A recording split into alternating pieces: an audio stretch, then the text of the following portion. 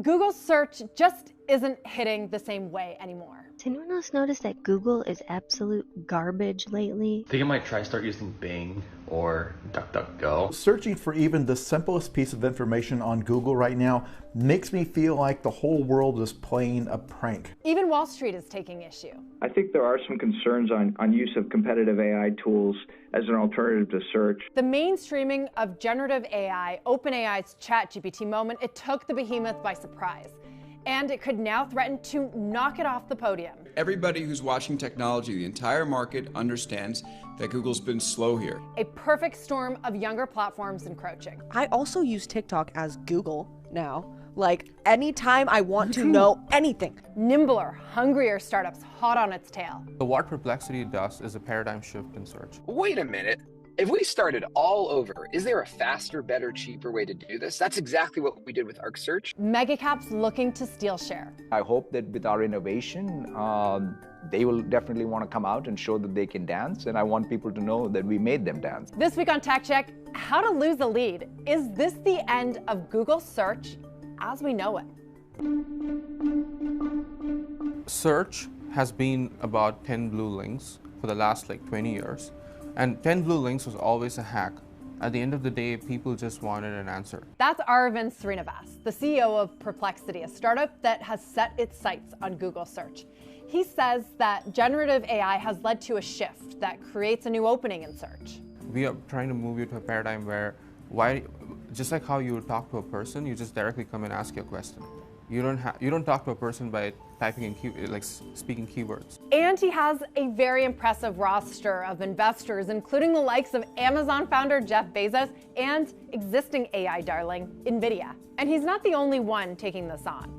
Arc, which started as a browser to replace Chrome, now also has an app dedicated to search. We're actually doing to Google search what Google did to the web before it. They've even announced a partnership in which Perplexity is the default search engine on Arc's browser. A coalition of startups trying to reinvent search. Like Satya Nadella, They are the 800-pound gorilla on this. They say that Google's size makes it slow to innovate. 10 blue links is the way it has been for years. Classic innovator's dilemma. How could you think anything is going wrong? You've got billions and billions of people using your search engine every day. You are printing cash, the best business model ever invented. Instead, Perplexity's interface is clean and simple. Users, they can ask questions, and the AI gives you a summary of an answer and even includes sources. Arc's app uses a Browse For Me function that reads web pages for you and creates a short report with all the details you need. It might be easier to show some examples. Here's how they look when searching for the Super Bowl. In all three, you can easily see the date and time displayed. Now let's give it something more challenging, like what was Qualcomm's first quarter 2024 earnings? First up, Google. It gives you those blue links, and you'd have to click on each of them to really get the numbers. Perplexity writes a summary based on different news sources, and Arc breaks it down in bullet points that are easy to skim. But what if you wanted to search for something more subjective, like what are the best boots for women? Well, Google's results are filled with sponsored options, links from companies that pay to be there. No ads, though, from Perplexity and Arc searches because they're not trying to sell you something. Instead, they're giving you trends and categories. Even before Gen AI chatbots, users were turning to social platforms for more objective results. A younger generation is increasingly replacing traditional search with TikTok or Reddit. I grew a garden yesterday. Yeah. Only from TikTok. No YouTube, no Google, TikTok. Now, when people Google things, they type in like Jaclyn Hill Lipstick Gate Reddit, and they go to Reddit because that will actually give you the answer. Another crop of competitors that could be grabbing share. One Google executive has even said that almost 40% of young people, when looking for a place to have lunch, they don't go to Google Maps or search. They go to TikTok or Instagram. Google was supposed to own artificial intelligence. 7 years ago, CEO Sundar Pichai, he declared that Google would become an AI-first company. We've talked about this important shift from a mobile-first to an AI-first world, and we are driving it forward across all our products and platforms. It also acquired startup DeepMind in 2014, securing the brightest minds in the field of AI and merging it with its own AI efforts.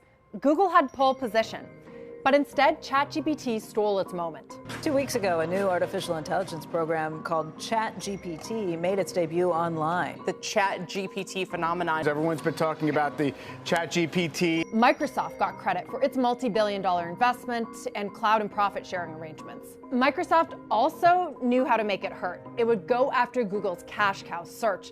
And so Satya Nadella and team, they began integrating ChatGPT into its own search engine, Bing. It's a new race in the most important software category, or the largest software category in search. Let's face it, Google dominates it.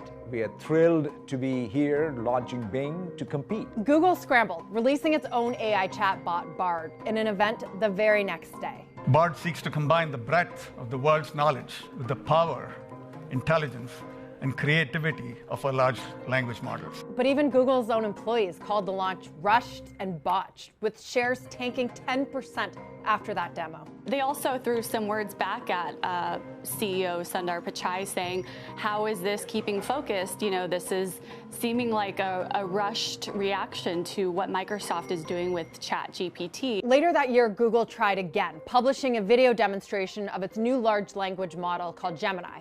Critics called it faked and misleading. It was edited. It was cut to look like it was faster and more capable than it actually is. So while Google promised AI first years ago, it has yet to fully integrate it into search in a way that impresses investors and consumers.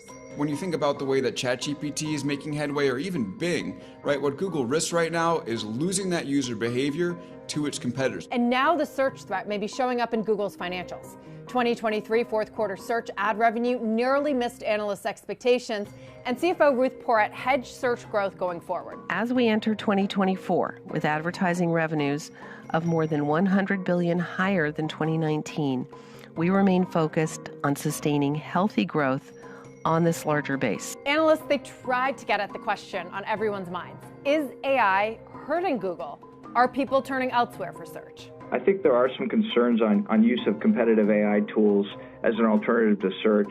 Just wondering if you've seen any changes in query volumes, positive or negative, since you've seen the year evolve and more search-generated experiences, and what can really make Google stand out versus other AI tools. Instead, Pichai seemed to dodge the question. We've been doing this for a long time, and I think what ends up mattering is a strong, continuous track record of innovation. Obviously, generative AI is a new tool in the arsenal. So what is Google's response to the chatbots? I think through the year 2, when we test search generative experience, particularly against everything that's out there, and we can see the progress we are making and how much users are liking the experience better.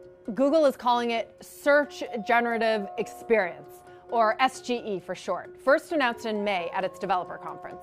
You'll notice a new integrated search results page, so you can get even more out of a single search. There's an AI-powered snapshot that quickly gives you the lay of the land on a topic. Now, that video, it did seem to appease investors, and shares rose back to its level from before that first botched Bard rollout. But the hype was short-lived as Wall Street again started to question if Google was quick enough, nimble enough to keep up in the fast-moving AI arms race. Part of the issue, Google remains in test mode. Test search generative experience. It may be early, but others like OpenAI and Microsoft, they're doing more than just testing. They're promoting their chatbots and they're making them the default. Instead, Google is using a tentative rollout for what is supposed to be its blockbuster response to impending AI threats. Meanwhile, a new class of younger platforms and native generative AI startups are taking aim. Of course, for all those efforts, Microsoft, TikTok, startups, they've barely made a dent in Google's dominance. It had 93% of the market share in December 2022.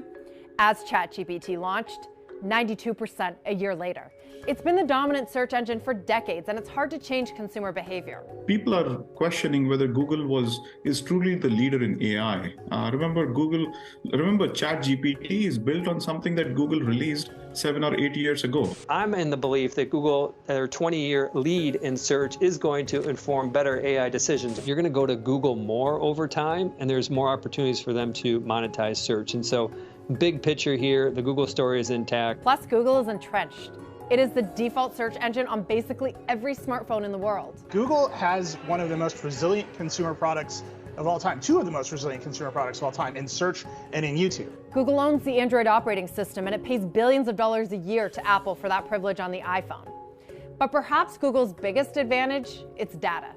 Google has been the gateway to the internet almost since the internet went mainstream. Generative AI needs vast, diverse, and relevant data to train its models, and no one has more data than Google.